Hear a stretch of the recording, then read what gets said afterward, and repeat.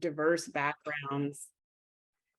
And I just wanted to talk about kind of how do you get from wherever you are financially to a better place? What are the things that you should be focusing on as you're talking with other people in your role? Kind of what advice can you give? So I'm just going to talk a little bit about stresses and motivators, how we kind of get a grip, get a handle on all of those things and move ourselves forward. So the thing is that in a short period of time, and even shorter today, I can't cover everything, but I can start the conversation and I can give you some things to think about when it comes to being more confident, taking charge of your finances. And so the other side of it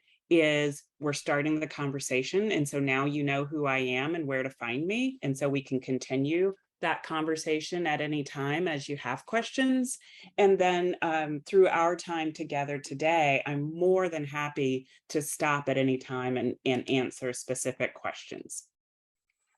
So one of the big things that I wanted to talk about is just taking control. So often we say, oh yeah, I want to be better at managing my money. I need to think about that. And we kind of put it off and put it off, or we know that something isn't going well or something, it kind of is an issue. And we just, I give the analogy about we stick our heads in the sand because we don't know what to do. It's not our strong suit and it stresses us out. So we're going to start off by talking about taking control.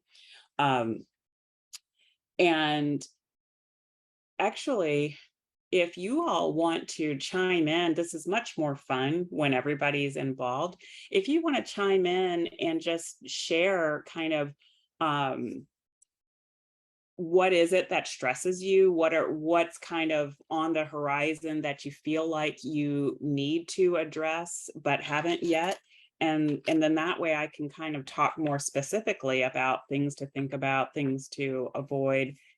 So my question is there anything in particular, and without oversharing, is there anything in particular that's stressing any of you out right now as it relates to money? General one for our VISTA. They are all serving for a very limited living allowance for their Mhm. year, and they just got a raise. So members starting as of the 15th will make $17,000 a year, and that is taxable income. Mm. And full-time position, so there's not a whole lot of time for other income. So ways to manage, that money and be able to still be, okay financially and be able to get their basic needs met with those funds. And that's a huge issue, especially right now when we're dealing with inflation. So you've got a set amount of money, a set amount of time to make more money, which is effectively no time to make more money. So you effectively have a fixed income, but prices are rising. So how do we address that? So I've made a note of that, and so we'll kind of keep coming back to that as we address different topics. But that's, you're not alone in that. No matter, and I always think about this at two things. No matter what your income, there's always, we always want more, right? We tend to be insatiable when it comes to our wants versus our needs. But we're all kind of feeling the pinch. Fortunately, gas prices are coming back down and things are slowly starting to get back to normal. But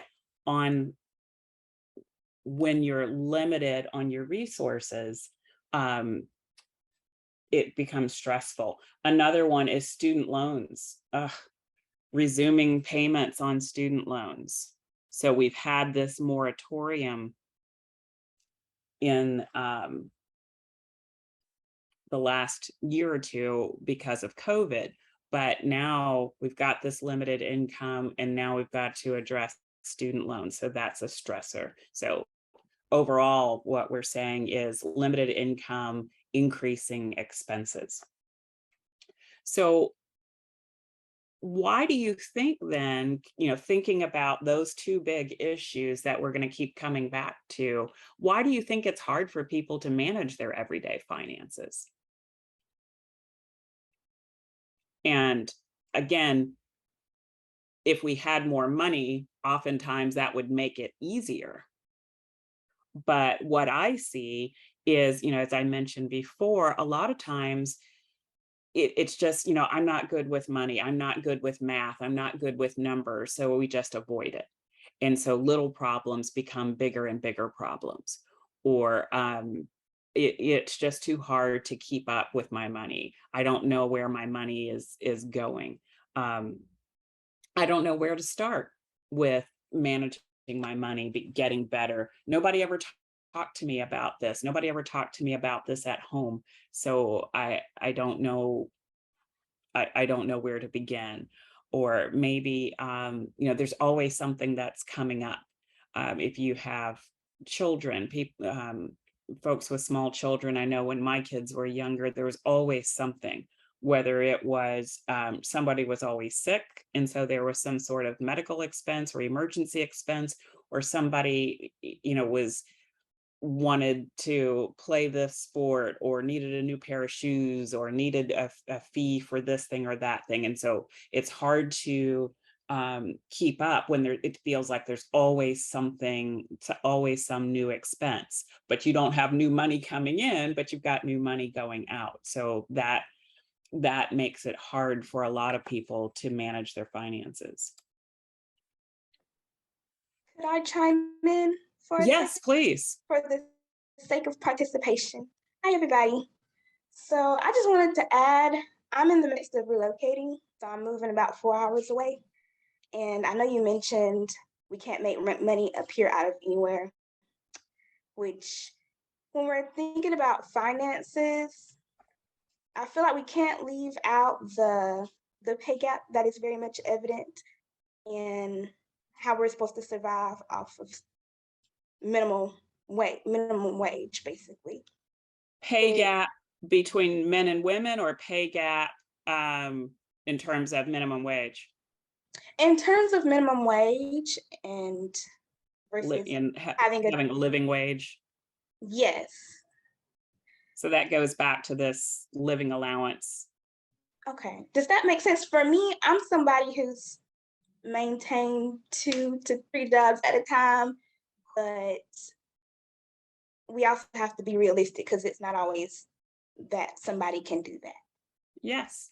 Well, and that's not always, that's the whole living wage argument, that should someone have to maintain 2 or 3 jobs just to maintain a certain standard of living? And I asked also about the pay gap between men and women, because it's just a documented fact that in many, many occupations, women earn less than men for the same work. And so that's an obstacle that people have to overcome. Unfortunately, we're working to make it better. But yes, those are key elements. And so, I just talked about some experiences that I've seen people face because they're not managing their money well, small problems becoming big problems, and so on. So I don't like to spend a whole lot of time focusing on the bad stuff. We've kind of scratched the surface of why this is important, and that's all that I'm trying to say. So let's kind of, now that we've identified some problems, let's start talking about solutions and start making ourselves feel a little bit better. Some of these videos are not very good. I'll just warn you up front. But this one should be talking a little bit more about financial stressors. And maybe it's not going to. Is it going to play for me? Oh, it's not going to play for me today. I don't think you're missing much, so it's okay. So, as I said, let's move on from we've identified the problem. We've got limited income. We've got all these expenses. We sometimes we're struggling just to earn a living wage. So what do we do about it? Well, we talked about what we want to do here is take control, address the problem, feel better about how we manage our finances, and get to a better place financially. So one way to do that is to set goals. And so when we think about financial goals, and any type of goals really, we think about them in time horizons. So what is it that I want to achieve over the next year, over the next maybe 3 to 5 years, and then longer than that? And so I usually tie those time frames to what's going on in my world. So maybe for you, what do you want to achieve or accomplish during your time as a Vista? What do you what do you want to achieve after that's over, and so on. And so when we think about short-term goals, I always give the same recommendations, no matter how much you're earning, what your expenses are, if you can start thinking at least about saving.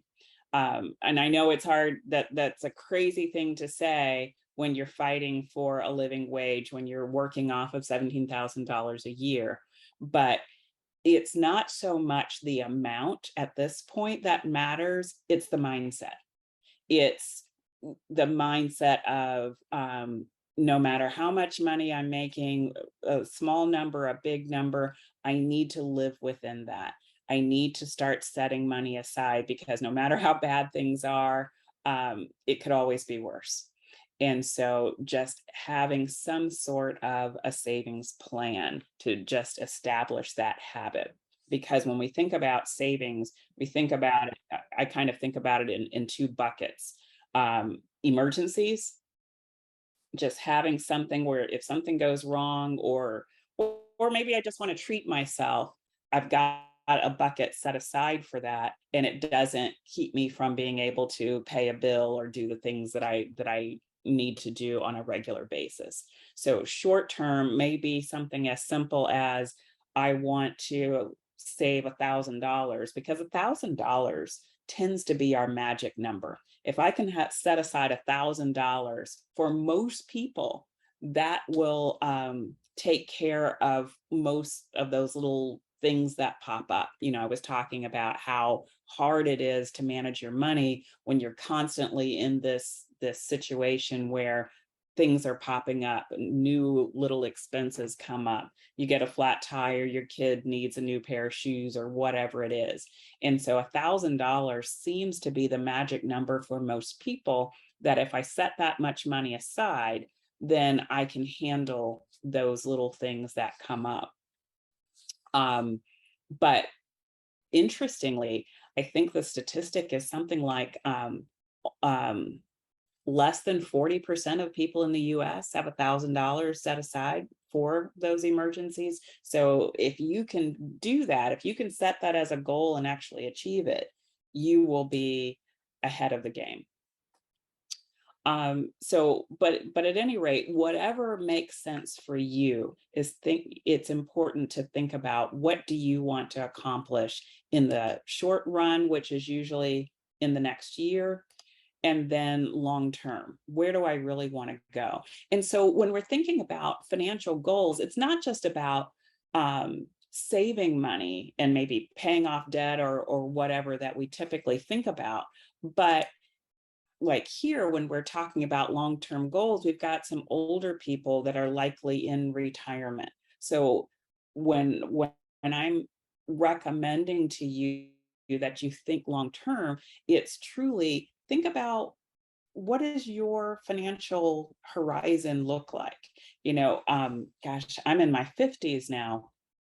And so I have a date. I have a date when I'm going to retire. And so a lot of what I do financially is based on, okay, what do I need to do to make that date? And then what is life going to look like, or what do I want life to look like after that date? And so when we're younger, we tend not to think about the long term like that. We're thinking about what are we doing this weekend? Maybe what am I doing next week? Maybe, graduation or those sorts of things when we're in school, but we tend not to think about 5, 10, 20 years out. But I encourage you to start thinking long term. What do you want life to look like financially? And the reason for that is because with most of our long-term goals, like my retirement date, in order for us to achieve them, there are usually a lot of little steps that we need to start taking long before we get to that goal time frame to make it happen. So if I really want to retire on that date and be able to afford to not come to work every day, then I need to start thinking about my spending, about my debt, about getting my kids off the payroll, and all of these things that will have to happen in order for that to become a reality. So short term is usually more active stuff. Okay, I got to start saving $5 a week or whatever it is in order to meet this savings goal. But long term, it's more mindset. What is it that I want my financial world to look like 5, 10, 20 years from now? And what are the kinds of things that I need to be doing now? For example, you get a more permanent position and you're offered benefits. Oftentimes when we're young, we say, oh, I don't want to participate in the retirement program because that's so long from now. I want my money now because I want to go buy a house or a car or start a family or whatever. But I want you to be thinking about the long term and maybe go ahead and participate in those retirement programs so that you don't find yourself playing catch up later. So if you can start with those long-term goals early, it will be a lot easier to achieve them. So how do we do that? How do we save? And how long does it take to get there? And all I'm trying to show you here is just trying to impress upon you how important it is to start early and what the impact is. So here's an example where someone is trying to save, and you can go, Regions has calculators online. There's lots of calculators online. If you say, well, I want to save $10,000 for a down payment on a house 18 months from now. I think that's months. Yeah, 18 months from now. I've got $2,000 right now. Maybe you've got less than that. And here's how much I can afford to set aside each month to reach that goal. And so you can kind of play around with this and figure out what you would have to do. So in this case, they're saying to reach a $10,000 goal in 18 months, they're not going to make it starting at $2,000 and saving $250 a month, because just the kind of deposits alone is $250 times 18. So they're only setting aside $4,500, and then they've got $2,000 to start with. So that's $6,500. At today's interest rates, you're not going to make up the difference with interest. In fact, it looks like interest is only going to be $250. And so that's why they're short. So that's why I want you to start thinking about these things now, so you can change it to, 360 months or whatever you want it to be. And it just gives you that sense for how long does it take to realize some of these goals. And so that's this whole concept that I'm talking about here is the time value of money. And it just means that the sooner you start, the better off you are. A lot of people will say, well, I can't afford to save. I don't have any money. I'm working off of a limited income. There are so many little kind of tips and tricks that I can share. Have y'all heard of the 52-week money challenge or 52-week savings challenge? Rakitha, tell us what it is. See, you didn't think I was going to call I've on you. seen so many different ones though, but And there are different variations to it. some of them have it where you start with a penny and you double it every day, and some you start with $1 and then you double it every week, and you end up with various amounts at the end of the 52 weeks.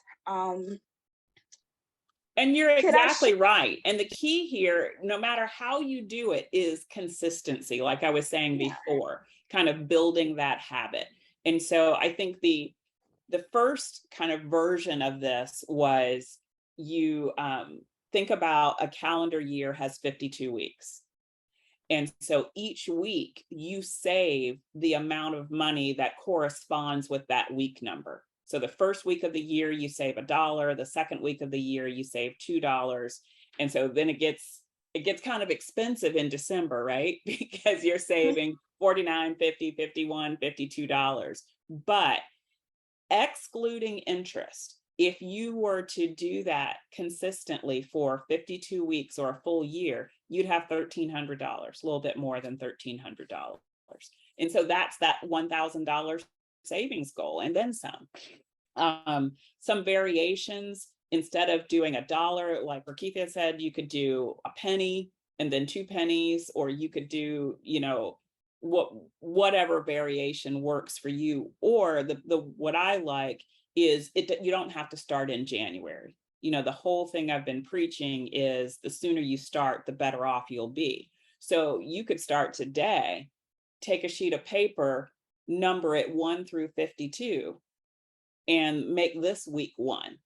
Even better, because we know that at the end of this, you've got those big numbers.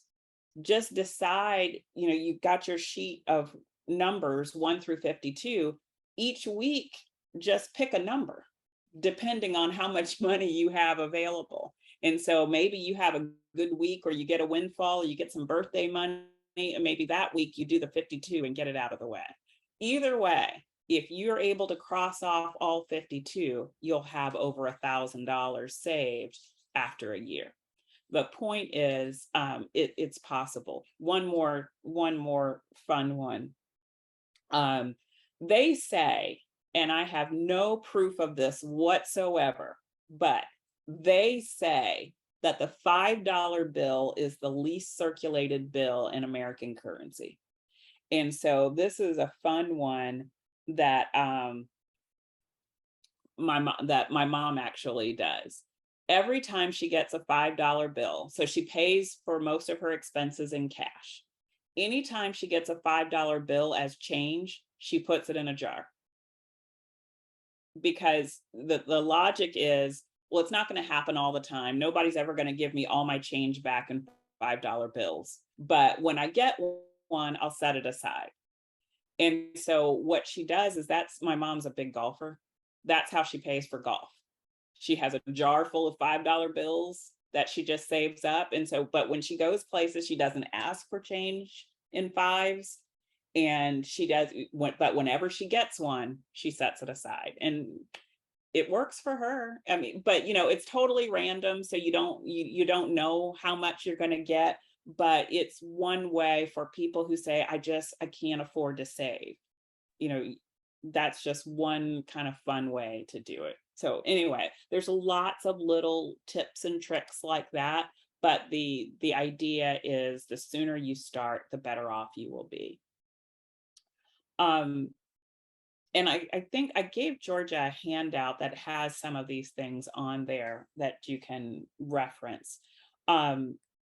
Another thing, I talked about saving for a down payment for a house, and that's things like that are usually really difficult things to do. And so that's a potential goal, and a lot of people struggle with it, because how do I come up with $5,000, $10,000, $20,000 for a down payment, or to purchase maybe a car or something like that outright? And there's lots of ways to do it. One way that I recommend to people, you just got to raise. Now, this is a little bit different for you because you're in a time in a role where you're not making very much money.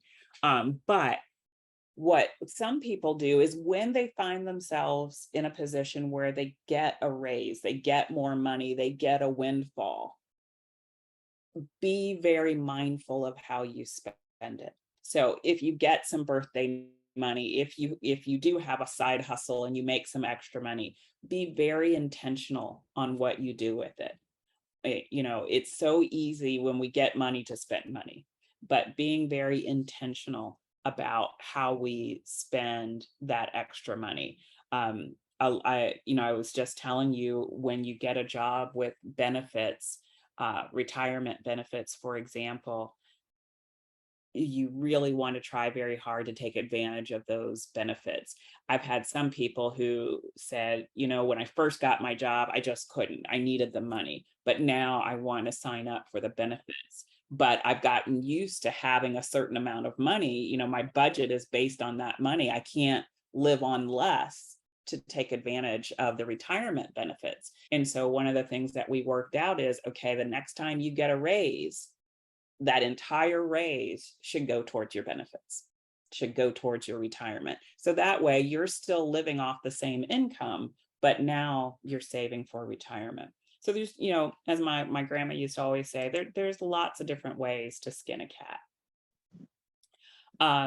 Does anybody have debt? I know we talked about student loan debt. George is like, yes, please. So if one of your goals is to get out of debt or at least reduce your debt, how do you do that? So, you know, remember our big umbrella is we're going to take control. And so we've identified that we've got some challenges, and having debt is one of them. You know, there was this great Saturday Night Live skit years and years ago. I can't even remember who was in it. And the guy had a book that he was selling. And I think the book was like 3 pages. And the title of the book was How to Get Out of Debt. And the 3 pages basically said, stop buying stuff, you know, stop buying stuff that you can't afford. That's how you get out of debt. And, you know, there was a joke, but number one, if you want to lower your loan balances, like, or let's talk about credit cards in particular, if you want to lower your credit card balances, you got to stop using them. And that sounds intuitive, but how many times have you gotten a credit card statement and it shows you your previous balance and it shows you the new balance and it's higher, or it's not as low as you thought it would be? So, but it's a lot easier to come up with a repayment plan if somehow you can stop making credit card purchases. So let's say you've got more than one credit card and you're able to start paying cash, not use the credit cards anymore. Loans are a little bit easier because the balance doesn't go up. But if you're trying to come up with a debt management plan, the first thing you have to do, again, we're taking control. We have to list out all of the debt that we have. I've got this car loan, I've got this personal loan, I've got these credit cards. So you list your debts, you list the balances, you list the interest rate, and you list the minimum payment. And then you decide, you add up all those minimum payments, and let's say it comes up to $500. And you say, well, you know what? I could maybe put $600 toward this. And so now you decide, well, how am I going to spend that $100? Ideally, you put that extra $100 towards the item that has the highest interest, because that's going to help you the most over time. But psychologically, a lot of people would say, you know, you're better off paying off the one with the lowest balance, because it feels better to have only 3 credit cards versus 4. So at any rate, you can create a debt management plan yourself. The first step is to take inventory of all the debt that you have. And then the next step is to figure out how much extra you can put toward it, and then kind of list out, okay, here's what I'm going to do with that extra. I'm going to put it towards the one with the highest interest rate. And then when that's gone, I'm going to make a snowball and take all of that money and roll it over to the next highest interest rate. Or I'm going to start with the one with the lowest balance. And then when that one's gone, I'm going to take that snowball and roll it over to the next one.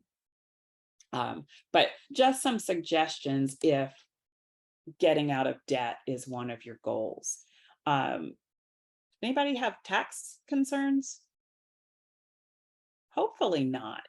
But some I will say, Dr. Yates, that it is considered taxable income, and I'm not sure if they pull all of the taxes out. So for the VISTAs at the end, you will have to take some of the taxes out. I've gotten called by that before, just a heads up. So I see. Oh, sorry. Oh, go ahead.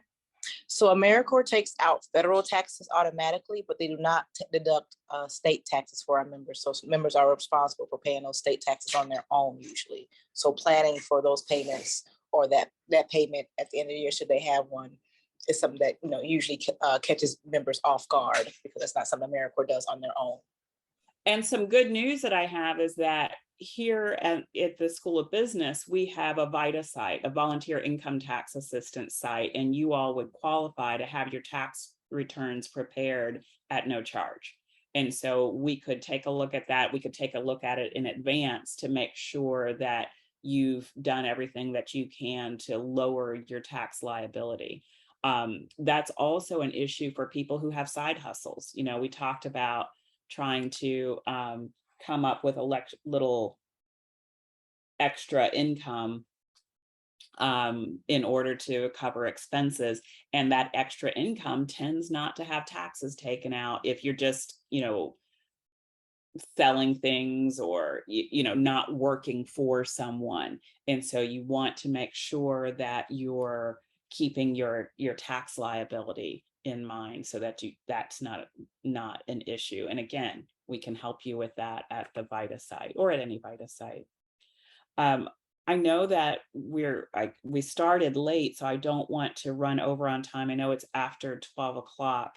I've got, all I wanted to do is just give you some ideas on how to address potential stressors that you have when it comes to finances. You've got the handout that will give you kind of more ideas, but the main message today is you can do this.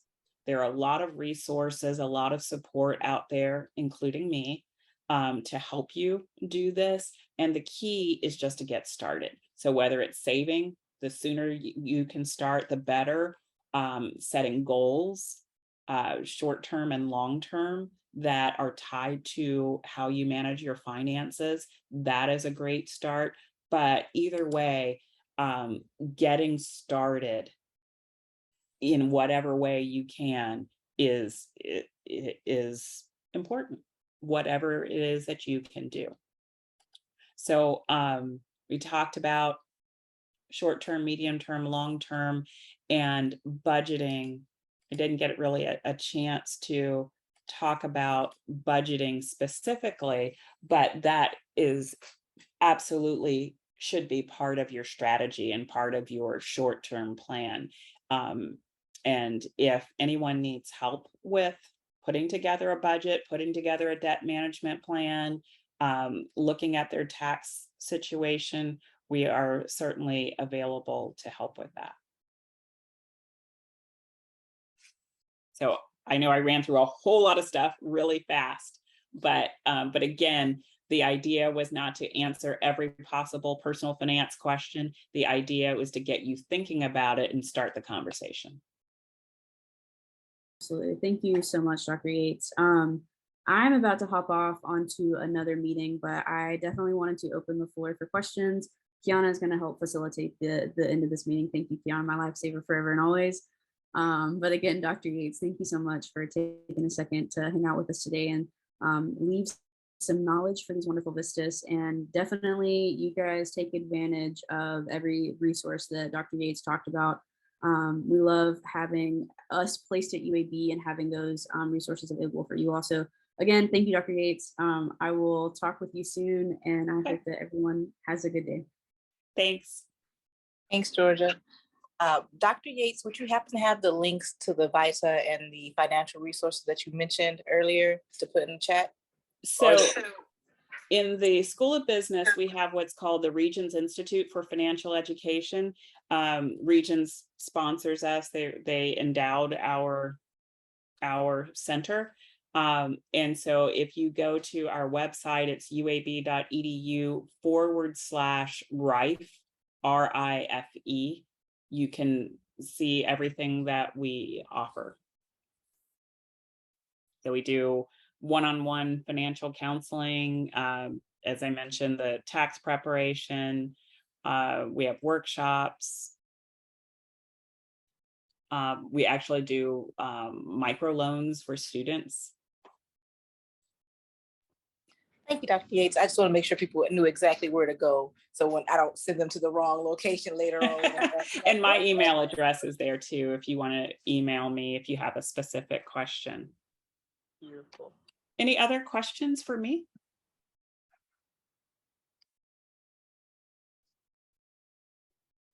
Dr. Yates, it's not really a question, but I want to share on a more positive note before we go.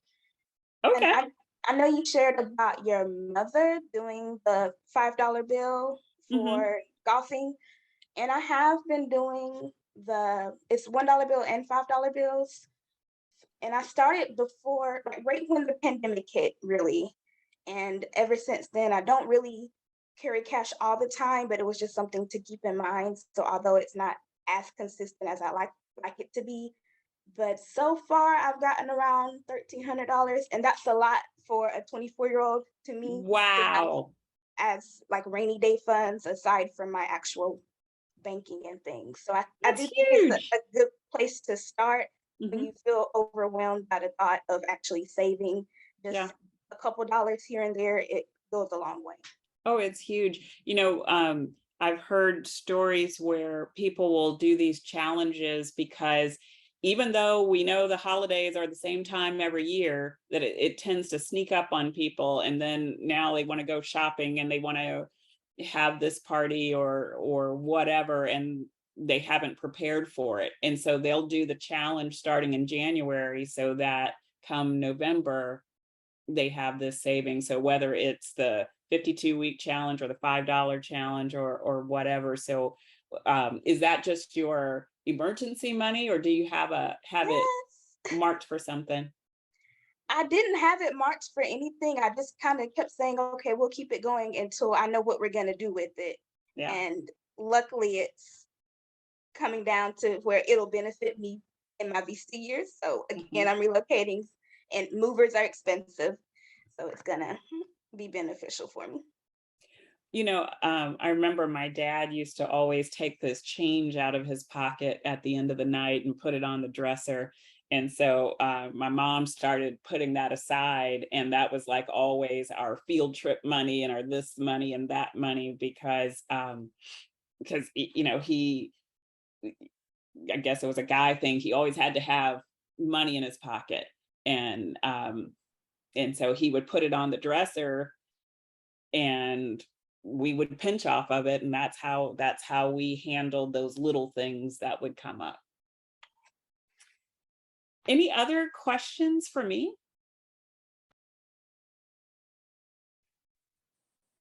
So as Dr. Chatham said, you can just Google UAB RIFE and you can find me and all the things that we do. And I'm more than happy to meet with anyone, help out with anything. We will start pushing out information about the tax preparation probably in mid-January or so, because the IRS tends not to let us file anything until late January, early February. But we can let you know about that once that information is available. Well, thank you again, Dr. Yates. As per usual, I will stay on the call a little bit longer to see if anyone has questions. If you have questions later on, as Dr. Yates said, please feel free to reach out or use the resources that she has provided. We really want you to have a really successful year. And we know managing finances is a part of that during your VISTA year service. So we're trying to do as much as we can to help you build those resources and build those skills during your year of service with us. What I would say as a caveat, please do use the resources that are available to you as VISTA members, whether that be state aid, aid through your organizations. Michael has created a really great resource guide, just from his experience as a VISTA member, navigating those benefits and things of that nature, so that this year is not as taxing as it could be on you financially. So those education benefits, those healthcare benefits, applying for SNAP, things of that nature, childcare benefits if they're needed for you, just going in and using those resources that are available to you. Like I said, this is a very modest living allowance, and we want to make sure that you guys can be successful throughout this year, serving your communities, because the work you do is very important. Thank you all. Thank you, Dr. Yates. Thank you, Stephanie.